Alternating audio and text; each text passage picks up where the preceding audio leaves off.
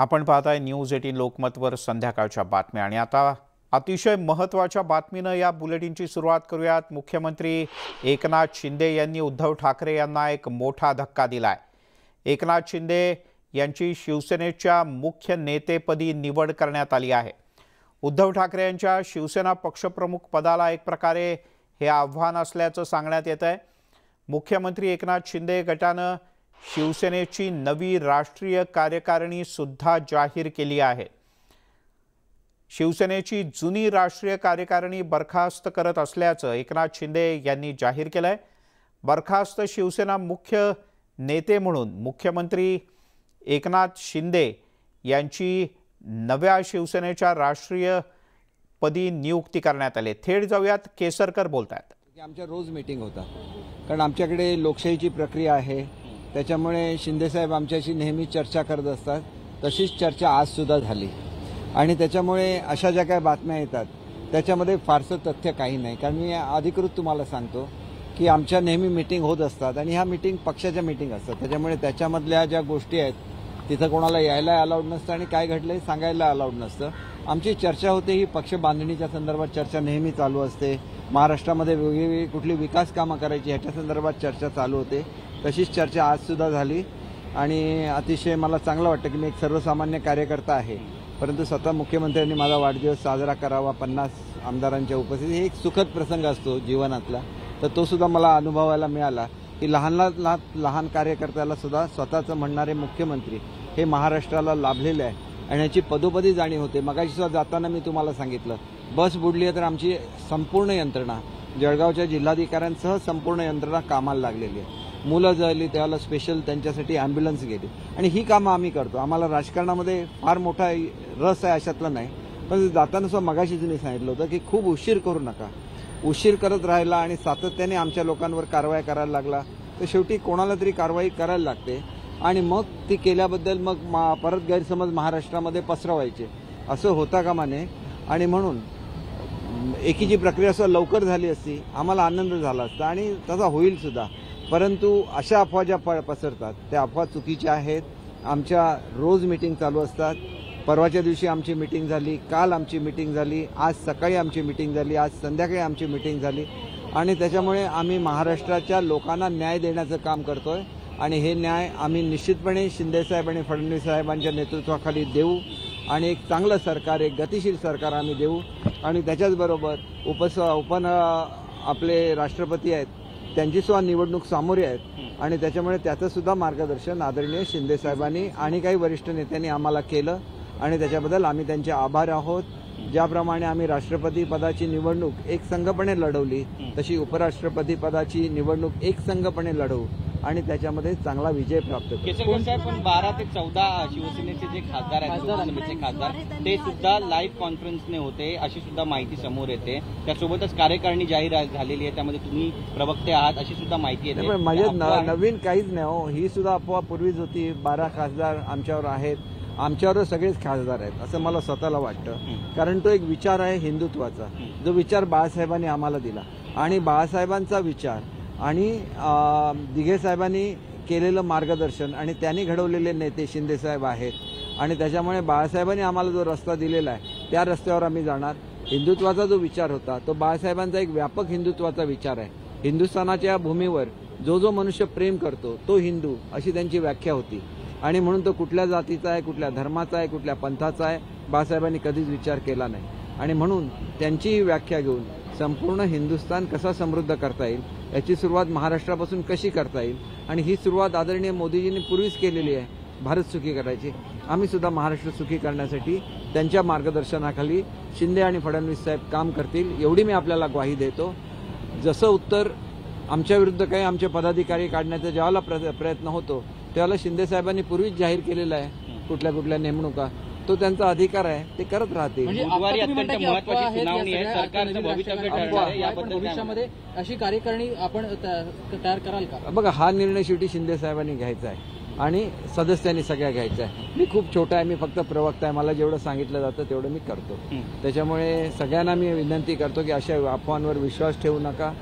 जे काय चांगलं घडतंय महाराष्ट्रामध्ये त्याच्यामध्ये सर्व सहभागी व्हा आणि हा महाराष्ट्राला आपण देशातलं अग्रगण्य राज्य आहेच ते अधिक उंचीवर नेऊया. 16 आमदारांना अपात्र करण्यासाठी महत्वाची सुनावणी बुधवारी सुप्रीम कोर्टामध्ये होणार आहे. याबद्दलची भूमिका आपला काहीतरी गैरसमज होतोय. 16 आमदारांच्या संदर्भात आम्हीच गेलेलो होतो सुप्रीम कोर्टामध्ये आणि त्याच्यामध्ये जे उपसभापतीने उपाध्यक्षांनी जो निर्णय दिलेला होता त्या निर्णयाच्या विरोधामध्ये आम्ही गेल्यानंतर आम्हाला रिलीफ मिळालेला होता. नवीन जी याचिका केलेली आहे त्या 54 लोकांना ज्या नोटिसा दिलेल्या आहेत सभापतीने त्या संदर्भातले ते आहे आणि घटनेच्या खंडपीठाकडे ते आहे. त्याच्यामुळे त्याचं रितसर सुनावणी होईल. ज्याप्रमाणे आम्हाला या ठिकाणी रिलीफ मिळाले त्याप्रमाणे तो रिलीफ मिळत असताना सगळ्यांनाच तो मिळू शकेल आणि तो जर रिलीफ मिळाला तर आम्हाला अतिशय आनंद होईल. शेवटी लोकशाही आहे. लोकशाहीमध्ये संख्येला महत्त्व असतं आणि ते महत्त्व नेहमी राहणार आहे. सुप्रीम कोर्टाच्या कुठल्याही कार्यवाहीवर मी काहीही बोलू शकणार नाही कारण ती न्यायालयाची कारवाई असते. त्याच्यावर कोणीही भाष्य करायचं नसतं. आमचं न्यायदेवतेवर विश्वास आहे आणि सत्यमेव जयते ही ब्रीदवाक्य आहे. त्याप्रमाणे आम्हाला सगळ्यांनाच न्याय मिळेल आणि महाराष्ट्राला न्याय मिळेल अशी अपेक्षा आहे. सर, संजय राऊत यांनी स्टेटमेंट दिलं आहे की रामदासबाईंची हकालपट्टी करण्यात आली आहे पण रामदासबाईंनी कुठे राजीनामा स्वतःहूनच दिला. त्याबाबत मला बघा ह्याच्या बाबतीत मी कसं आहे की मला रामदासबाईंशी बोलायला लागेल कारण त्यांनी अजून मला ऑथराईज केलेलं नाही प्रवक्ता म्हणून. मी शिंदे गटाचा प्रवक्ता आहे. शिंदे गटाचा म्हणण्यापेक्षा शिवसेनेचा प्रवक्ता आहे ज्याचं नेतृत्व शिंदे साहेब करतायत आणि त्याच्यामुळे त्यांच्या वतीने मी बोलू शकेन. रामदासभाई हे आमचे कोकणाचे नेते आहेत. त्यांची हकालपट्टी कोण करू शकत नाही. तो स्वाभिमानी असतो कोकणचा मनुष्य. त्यांनी निश्चितपणे राजीनामा दिलेला असणार याची मला खात्री आहे. पण त्यांनी उद्धव ठाकरेंवरती टीका पण केली आहे नेतेपदाचा राजीनामा दिल्यानंतर. हे बघा ते ज्येष्ठ नेते आहेत. आम्ही जसं भाजपला विनंती केलेली होती की तुमच्या कोणी बोलू नये तशी मी रामदासभाईंना विनंती करेन की त्यांनी सुद्धा उद्धव साहेबांवर टीका करू. आज कार्यकारिणी जाहीर झाली की नाही हे सांगा. नाही असं तुम्ही मला सारखं सारखं खोचून तुमची वाक्य माझ्या तोंडात का घालता. मी तुम्हाला सांगतो की नेहमी जशा आमच्या मिटिंग होत्या तशा आमची मिटिंग आज सुद्धा पार पडली आणि ह्या मिटिंग आमच्या रोज होत असतात आणि आम्ही काय लपून छपून करत नाही. आमच्या मिटिंग होतात हे जग जाहीर आहे. तशीच ज्या नेहमी मिटिंग होतात त्यातली एक मिटिंग आज सुद्धा झाली. आमची चर्चा झाली आणि त्याच्यामुळे आमची लोकशाहीची प्रक्रिया आहे बघा आणि ही लोकशाहीची प्रक्रिया बाळासाहेबांचे विचार पुढे नेण्यासाठी खूप आवश्यक आहे. आणि बाळासाहेबांनी कधीच मान्य केलं नसतं की काँग्रेस आणि त्यांनी जाहीरसुद्धा केलेलं होतं मी जरी शेवटचा मनुष्य असलो तरी काँग्रेसबरोबर जाणार नाही आणि त्यांनी जे ठरवलं होतं आणि त्यांचं जे वाक्य होतं त्याच्याप्रमाणे आम्ही काँग्रेस आणि राष्ट्रवादीबरोबर कधीही जाणार नाही. आम्ही समविचारी पक्षाबरोबर जाऊ. फार तर आम्हाला एकटं लढायला लागलं एकटं लढवू परंतु आम्ही काँग्रेस आणि राष्ट्रवादीबरोबर जाणार नाही. पण काही मार्गदर्शन केलं. आजची बैठक नेमकी होती कशासाठी. नाही मार्गदर्शन असं असतं बघा. मार्गदर्शन हे महाराष्ट्राच्या विकासाचा आहे. तो विकास होईल शिंदे साहेबांच्या आणि फडणवीस साहेबांच्या नेतृत्वाखाली तो होईल. शिवाजीराव आढळराव पाटलांची नजर चुकीनं हकालपट्टी करण्यात आली होती असं म्हटलं गेलं. नंतर त्यांची पदस्थापना पण करण्यात आली. आज ते तुमच्या गटाला प्रत्यक्ष हजर होते. नाही हजर असायला काय हरकत आहे. आम्ही अनेक ज्येष्ठ नेत्यांचा सल्ला घेतो. आढळराव पाटील पुण्यामध्ये ज्या वेळेला शिवसेनेचं अस्तित्व नव्हतं त्या काळापासून आढळराव पाटील साहेब निवडून येतात. ते आमचे एक ज्येष्ठ नेते आहेत आणि त्यांचा आम्हाला अभिमान आहे की ज्यावेळेला 5-5 आमदार हे राष्ट्रवादीचे असायचे त्यावेळेला खासदार म्हणून ते एकटे निवडून यायचे. सुरुवातीला 35,000 मतांनी आले त्यानंतर 1.5 लाख मतांनी आले त्यानंतर 3.5 लाख मतांनी आले. केवढा मोठा पराक्रम आहे हा. आणि मग नजर चुकीने करतात किंवा काय करतात जे करतात ते करतात आणि त्याचा परिणाम पक्षावर होतो ही वस्तुस्थिती आहे. आम्ही परत बोलत होतो तुमचा विश्वास बसत नव्हता. आता आढळराव पाटलांच्या संदर्भात सुद्धा बघा नजर चुकीने म्हणतात. एवढ्या मोठ्या नेत्याची तुम्ही उपनेत्याची नजर चुकीने हकालपट्टी करता. अगोदर शिंदे साहेबांना पक्षातून काढता आणि नंतर मिलिंद नार्वेकरांना त्यांना भेटायला पाठवता. आधी भावना गवळींची हकालपट्टी करता आणि नंतर भावना गवळींचे समजूत काढायला कोणाला तरी पाठवता. हे जे कोण ॲडवाईज करणारी लोक आहेत यांनी खऱ्या अर्थाने शिवसेना संपवण्याचं काम केलेलं आहे आणि मला वाटतं की दुसऱ्या कुठल्या तरी पक्षाचं यांनी हे केलं आहे. कारण राजकारणामध्ये असं असतं की पॉलिटिकल व्हॅक्यूम क्रिएट झाल्याशिवाय दुसरा पक्ष वाढत नाही. तसं शिवसेनेला संपवून एक पॉलिटिकल व्हॅक्यूम महाराष्ट्रामध्ये तयार करण्याचा प्रयत्न जो चाललेला आहे तो आम्ही बाळासाहेबांचे खरे शिवसैनिक म्हणून आम्ही तो हाणून पाडू.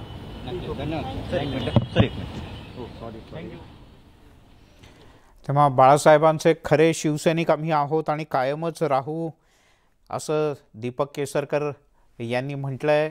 शिंदे गटाचे ते प्रवक्ते आहेत. शिंदे गटाचे म्हणता त्यांनी त्यात छोटीशी सुधारणा केली जी अत्यंत महत्त्वाची आहे. ती म्हणजे मी शिवसेनेचा प्रवक्ता आहे असं त्यांनी सांगितलं आणि एक प्रकारे शिवसेनेची जी राष्ट्रीय कार्यकारिणी, जी जुनी कार्यकारिणी बरखास्त करून आज नव्यानं कार्यकारिणी जाहीर करण्यात आली. आज काही प्रत्यक्ष आणि काही ऑनलाईन अशा प्रकारची ही बैठक पार पडली आणि या बैठकीमध्ये दीपक केसरकर यांची प्रवक्तेपदी निवड करण्यात आलेली आहे.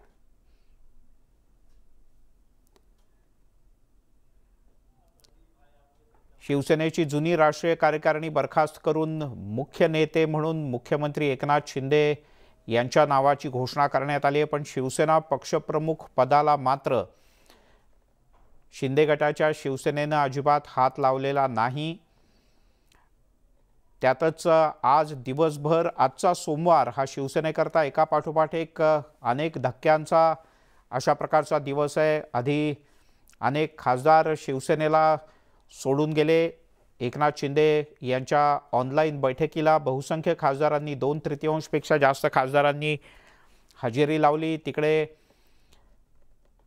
रामदास कदम यांनी सुद्धा नेतेपदाचा राजीनामा दिला आणि त्या पाठोपाठ शिंदे यांच्या नेतृत्वाखाली आज शिवसेनेची राष्ट्रीय कार्यकारिणी, जी जुनी राष्ट्रीय कार्यकारिणी होती, ती बरखास्त करण्यात आली. नेमक्या ह्या सगळ्या गोष्टी कायदेशीरदृष्ट्या कशा आहेत, काय त्याच्यातला अर्थ आहे, ते आपण जाणून घेऊयात. घटनातज्ञ ॲडव्होकेट सुधाकर आव्हाड आपल्यासोबत आहेत. सुधाकरजी, कसं पाहायचं या घटनेकडे? का 2/3पेक्षा जास्त लोकनियुक्त किंवा निवडून आलेल्या आमदारांचा आणि लोकप्रतिनिधींचा पाठिंबा असल्यामुळे एकनाथ शिंदे यांना पूर्ण अधिकार आहेत अशा प्रकारचे? हे बघा, या बाबतीत आपल्याला 2 नियमांचा अभ्यास केला पाहिजे. पहिली गोष्ट म्हणजे यांच्या गटाला, शिंदे साहेबांच्या गटाला विधानसभेमध्ये मान्यता मिळाली आहे काय, हे जर का पाहायचं असेल तर आपल्याला राज्यघटनेच्या 10व्या शेड्यूलमधील 10व्या जोडपत्रामधील पोटकलम 4, 1 अ आणि 1 ब मध्ये अभ्यास करायला पाहिजे. तो आपल्याला असं सांगतो की जोपर्यंत यांच्या गटाला 2/3 बहुमत सिद्ध होत नाही आणि अशा 2/3 बहुमताने ते कोणत्या तरी पक्षात विलीन होत नाहीत, तोपर्यंत त्यांना त्यांच्या वेगळ्या गटाचं अस्तित्व मागता येणार नाही. आता आपण जी मला बातमी दाखवत आहात किंवा सांगत आहात, मी ती पाहिलेली नाही. मात्र जर का त्यांनी विधानसभेतील किंवा यांची कार्यकारिणीच बरखास्त केली असेल शिवसेनेची, तर असं करण्यासाठी आपल्याला ज्या कायद्याचा अभ्यास करायला पाहिजे त्या कायद्याचं नाव आहे the election symbols reservation and allotment order 1968. हा जो नियम किंवा अधिनियम आहे त्याच्या अन्वये पक्ष कोण असू शकतो, पक्षाचा प्रमुख कोण असू शकतो आणि कोणाचं पक्ष खरं आहे, कोणाच्या पक्षाचं चिन्ह बरोबर आहे, कोणाला त्या पक्षाचं चिन्ह मिळेल, ह्या सर्व गोष्टी या कायद्याप्रमाणे ठरवल्या जाऊ शकतात. पण सुधाकरजी, मुळात पक्ष हा विधिमंडळातला आणि विधिमंडळाच्या बाहेरचा असा 2 प्रकारचा असतो. विधिमंडळातल्या पक्षाला मान्यता देणं हे त्या सभागृहाच्या प्रमुखाचं किंवा अध्यक्षाचं काम असतं आणि विधिमंडळाच्या बाहेरच्या पक्षाला मान्यता देणं, ज्याचा तुम्ही आता उल्लेख केला, तो निवडणूक आयोगाचं काम असतं. पण निवडणूक आयोगाकडे आतापर्यंत एकनाथ शिंदे यांनी कुठे मागणी केली आहे की आम्हालाच या विषयाच्या इलेक्शन कमिशनकडे आतापर्यंत काहीच गेलेलं नसल्यामुळे अशा प्रकारचा निर्णय घेणं हे ह्या नियमाला धरून होणार नाही. त्यांच्या इलेक्शन सिम्बॉल्स ऑर्डर 1968 प्रमाणे ते बरोबर होणार नाही. बर. पण मग परंतु पण राष्ट्रीय कार्यकारिणी तयार करणं, ती बरखास्त करणं, नियुक्त्या करणं, याचे अधिकार शिंदे गटाला आहेत का? नाही, कारण ते जर का मिळवायचे असतील तर त्यांना ते अधिकार मिळवण्यासाठी प्रथम ते त्या ग्रुपचे प्रमुख आहेत आणि त्यांचा जो ग्रुप आहे, त्यांचा जो गट आहे, हाच शिवसेनेचा अधिकृत गट आहे, हे पहिलं त्यांना ठरवून घ्यावं लागेल. हे ठरवून घेण्याचे अधिकार फक्त इलेक्शन कमिशनकडे आहेत. पण मग विधिमंडळातल्या गटाला मान्यता दिली असेल तर त्याने ते अधिकार मिळत नाहीत. त्याने ते अधिकार मिळत नाहीत आणि यांच्या गटाला अजून ती मान्यता मिळालेली पण नाही ना. नाही, पण शिंदेचा दावा आहे की आम्हाला विधिमंडळात मान्यता मिळाली म्हणून. नाही, विधिमंडळात ती मान्यता अजून मिळालेली नाही. त्याचं कारण असं हे सर्व प्रकरण माननीय सर्वोच्च न्यायालयात चालू असल्यामुळे आणि ते 2 प्रकारचे गोष्टी सर्वोच्च न्यायालयात सध्या आव्हानित केलेले आहेत. पहिली गोष्ट, त्या आमदारांचं 12 किंवा 16 आमदारांचं प्रतिनिधित्व बरोबर आहे काय किंवा त्यांना डिस्क्वालिफाय करायचं का, हेही तिथे सध्या पेंडिंग आहे. जोपर्यंत त्याचा निकाल लागत नाही आणि जोपर्यंत झिरवळ साहेबांच्या बाबतीतला निकाल लागत नाही तोपर्यंत मला असं वाटतं की असं घटनेला धरून करणं बरोबर होणार नाही. एक प्रश्न आणखीन सुधाकरजी, जेव्हा ह्या सगळा गुवाहाटीचा सगळा प्रकार झाला, पुन्हा सगळे सभागृहात आमदार आले, या सगळ्याच्या दरम्यान असाही दावा करण्यात आला की आता मतदानाच्या वेळेला बहुसंख्य आमदारांचा शिंदेंना पाठिंबा असल्यामुळे ते स्वतंत्र गट स्थापन करतील, पण गट स्थापन झाला तर त्यांना पक्षात सामील व्हावं लागेल. याही मुद्द्याचा सर्वोच्च न्यायालयातल्या सुनावणीच्या वेळेला कुठे ना कुठेतरी संदर्भ येईल. होय होय 100% येणार आहे. तो कसा येईल? तो असा येईल की आता शिंदे गट म्हणजे सध्याचे मुख्यमंत्री साहेबांचा जो गट आहे हा याला स्वतंत्र अस्तित्व आहे किंवा नाही, आणि जर यांना स्वतंत्र अस्तित्व मानायचं असेल तर एक तर त्यांना काय करावं लागेल, विधिमंडळ पक्षामध्ये आमचा जो फुटलेला 2/3 गट आहे हाच आमचा पक्ष आहे आणि म्हणून आम्हाला स्वतंत्र मान्यता द्या, किंवा हे आता अशी मान्यता मागू शकतात की ह्या पक्षाची मेजॉरिटी माझ्यासोबत आहे तर आपण उभी फूट झाली असं म्हणतो, ती राष्ट्रीय स्तरापासून ग्रामपंचायतीपर्यंत बहुसंख्य ठिकाणी आमचं बहुमत आहे हे दाखवून इलेक्शन कमिशन कडून तसं ठरवून घेतल्याशिवाय ही गोष्ट कायदेशीर होणार नाही असं माझं मत आहे. शेवटचा प्रश्न सुधाकरजी, म्हणजे विधिमंडळातला पक्ष त्याचं स्वतंत्र अस्तित्व किंवा विधिमंडळातला गट त्याचं स्वतंत्र अस्तित्व याकरता विधानसभा अध्यक्षांची परवानगी लागेल आणि चिन्हाच्या करता निवडणूक आयोगाची परवानगी लागेल. अगदी बरोबर आहे, दोन गोष्टी वेगळ्या आहेत. हो ठीक आहे, धन्यवाद. आभार साहेब, धन्यवाद. तुम्ही सविस्तरपणे हा सगळा विषय अगदी सोपा करून समजावून सांगितलात याबद्दल.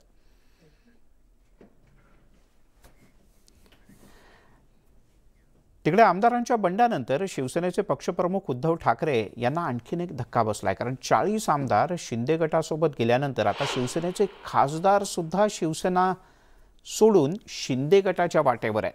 मुख्यमंत्री एकनाथ शिंदे यांच्यासोबत शिंदे गटाच्या 40 आमदारांची बैठक झाली. या बैठकीला शिवसेनेचे 14 खासदार ऑनलाईन पद्धतीने उपस्थित होते. न्यूज 18 लोकमतला सूत्रांनी ही माहिती दिली. विशेष म्हणजे खासदारांच्या गटाच्या दबावामुळेच राष्ट्रपती पदाच्या निवडणुकीत शिवसेनेनं एनडीएच्या उमेदवार द्रौपदी मुर्मू यांना पाठिंबा देण्याचा निर्णय जाहीर केला होता. यानंतर शिवसेनेच्या खासदारांची नाराजी दूर करण्यात उद्धव ठाकरे यांना यश आलं नसल्याचं यामुळे दिसतंय. शिवसेनेच्या 14 खासदारांनी शिंदे गटाला पाठिंबा दिल्याची माहिती सूत्रांकडून मिळते. आजच्या बैठकीत शिंदे गट ठराव मांडून कार्यकारिणीची घोषणाही करतंय आणि त्याच्यातल्या काही घोषणा अद्याप माध्यमांपर्यंत पोहोचलेत, काही पुढच्या काही काळात माध्यमांपर्यंत पोहोचतील. आपण ग्राफिक्सच्या माध्यमातून काही गोष्टींवर नजर टाकूयात. कोण कोण खासदार हे शिंदे गटात आहेत? अर्थातच त्यांचे पुत्र आणि कल्याण डोंबिवलीचे खासदार डॉक्टर श्रीकांत शिंदे, ठाण्याचे खासदार राजन विचारे, राहुल शेवाळे.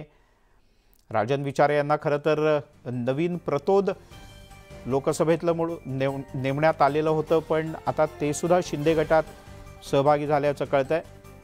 या व्यतिरिक्त हेमंत पाटील, हिंगोलीचे, परभणीचे संजय जाधव, बुलढाण्याचे प्रतापराव जाधव, रामटेकचे कृपाल तुमाने, यवतमाळ वाशिम लोकसभा मतदारसंघातल्या भावना गवळी, मावळमधले श्रीरंग बारणे, कोल्हापूरचे संजय मंडलिक, हातकणंगलेचे धैर्यशील माने.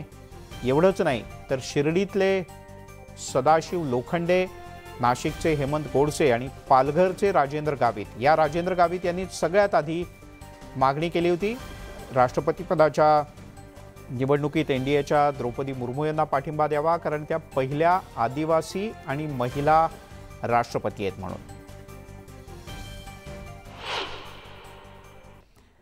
आपण पाहताय संध्याकाळच्या बातम्या आणि पावसाचा जोर राज्याच्या काही भागात इतका जबरदस्त आहे. सुरुवातीला बातमी वर्धा जिल्ह्यातून. वर्धा जिल्ह्यात गेल्या 12 तासांपासून मुसळधार पाऊस पडतोय. धरण क्षेत्रात पडणाऱ्या पावसामुळे पाण्याची आवक वाढली आहे. निम्न वर्धा धरणाचे 31 दरवाजे उघडण्यात आले. त्यामुळे देवळी, वर्धा, आर्वी तालुक्यातील नदीकाठच्या गावांना सतर्कतेचा इशारा देण्यात आला. यशोदा नदीला पूर आल्यानं सरूळ, टाकळी, आलोडा अमलडोह, भोजनखेडा, चाकणी या गावांचा जिल्ह्याशी संपर्क पूर्णपणे तुटला आहे. आर्वी तालुक्यातील बाकळी नदीला पूर आल्यानं वर्धमनेरी इथला पूल पाण्याखाली गेलाय. पूरपरिस्थितीमुळे वर्धा राळेगाव, आर्वी तळेगाव हे दोन्ही मार्ग वाहतुकीसाठी पुढची सूचना मिळेपर्यंत बंद करण्यात आले. दरम्यान पूरपरिस्थितीमुळे वर्धा जिल्ह्यात शाळा आणि कॉलेजेसना सुट्टी जाहीर करण्यात आली आहे. गेल्या 2 दिवसापासून पडणाऱ्या पावसामुळे जनजीवन विस्कळीत झालेलं आहे. निम्न वर्धा धरणाच्या क्षेत्रामध्ये मोठ्या प्रमाणात पाऊस झालेला आहे. 31 दरवाजे उघडण्यात आले आहे. त्याचा परिणाम नदी नाले दुथडी भरून वाहण्यात आलेला आहे. आपण पाहू शकतो की ही यशोदा नदी आहे. यशोदा नदीला मोठ्या प्रमाणात पूर आलेला आहे. 2 किलोमीटरपर्यंत याचा पाणी व्यापलेला आहे आणि हा जो राळेगाव मार्ग जो आहे तो सुद्धा बंद करण्यात आलेला आहे. वाहतुकीसाठी बंद करण्यात आलेला आहे आणि पूर्ण शेती जी आहे ती पाण्याखाली आलेली आहे. जवळपास 100हून अधिक गावाचा संपर्क जिल्ह्याशी तुटलेला आहे. अनेक ठिकाणी लाईन गेलेली आहे. घरामध्ये पाणी शिरलेलं आहे. अनेक गावांचा संपर्क सुद्धा तुटलेला आहे. एकंदरीतच जिल्हा प्रशासन मोठ्या प्रमाणात मदत पोहोचविण्यासाठी तत्पर असली तरी पावसाचा जोर जो आहे तो कायम असल्यामुळे कुठेतरी अडथळा निर्माण होत आहे. नरेंद्र मते, न्यूज 18 लोकमत, सरूळ, वर्धा. तिकडे गडचिरोली जिल्ह्यामध्ये 2 दिवसाच्या विश्रांतीनंतर पावसानं पुन्हा एकदा दमदार हजेरी लावली. भामरागडच्या लगत असलेल्या पर्लकोटा नदीला मोठा पूर आलाय. या पावसाळ्यात दुसऱ्यांदा पर्लकोटा नदीला पूर आला आहे. मुसळधार पावसामुळे पुराचं पाणी भामरागड शहरात सुद्धा शिरलंय. नदीचं पाणी पुलावर आल्यामुळे आलापल्ली भामरागड मार्ग वाहतुकीसाठी बंद करण्यात आला आहे. अवघा 2 दिवस आधीच हा महामार्ग खुला करण्यात आला होता, पण महापुरामुळे हा मार्ग पुन्हा एकदा बंद केला गेलाय. तब्बल 120 गावांचा मुख्यालयाशी संपर्क तुटलाय. मुसळधार पाऊस सुरू असल्यानं नागरिकांची चिंता वाढली आहे. अशातच सिरोंचा तालुक्यात सुद्धा 5 ते 6 दिवसांपासून पूरस्थिती आहे. जिल्हाधिकारी संजय मीना, पोलीस अधीक्षक अंकित गोयल, सीओ कुमार आशीर्वाद यांनी सिरोंचा तालुक्याच्या पूरपरिस्थितीची हवाई पाहणी केली. सिरोंचा तालुक्याचा अर्ध्यापेक्षा जास्त भाग गोदावरी आणि प्राणहिता नदीच्या पाण्यामुळे बुडालेला पाहायला मिळतोय. शेकडो हेक्टर शेती आणि घरं पूर्णपणे पाण्यात गेले. हवाई पाहणी दौऱ्यातून या पुराची भीषणता चांगलीच जाणवते.